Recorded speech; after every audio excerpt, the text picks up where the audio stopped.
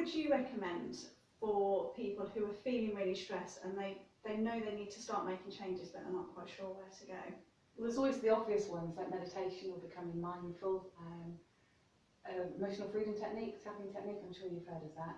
But one thing that most people tend to overlook is their gut health. Everything stems from the gut. And this is stuff that I didn't know 7 years ago. I've only discovered it in the last 3 or 4 years. If you sort your gut out, everything else will just all slot into place. Because if you're not absorbing the food properly, then your body can't do what it needs to do. So you've got to heal your gut, give it what it needs, and then mental health definitely improves tremendously.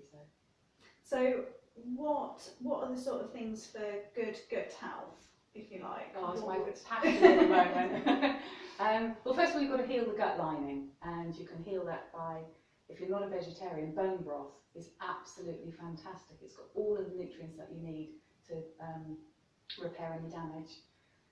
It's not just a case of boiling bones for 3 or 4 hours.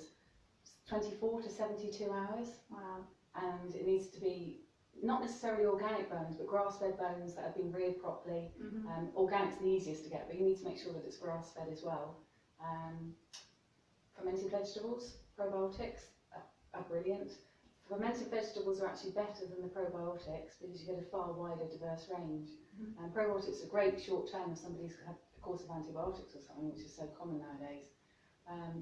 But what you need to make sure that you're doing is getting a huge, big, diverse range, because if you're just putting 5 or 6 different strains constantly in your gut, then you're not going to get the full benefit from it, and that's what a lot of people seem to miss out on. And I know you said a bit ago that we've got loads of different strands of hundreds. They haven't even identified them all. So it's really important to feed all of those, I guess, rather than just the few strands. Yeah, the probiotics are actually what the actual bacteria, and prebiotics are what feed the probiotics. Prebiotics are things like starchy, fibrous foods. They feed them. Chicory, raw chicory is probably the highest by weight. It's around about 64% by weight, which is a prebiotic, so it's absolutely brilliant. Raw onions, garlic, dandelion leaves, they're brilliant. Wow.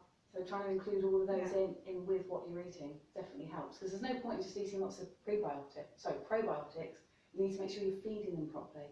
And a really good thing to include is green banana flour, because it's resistant starch.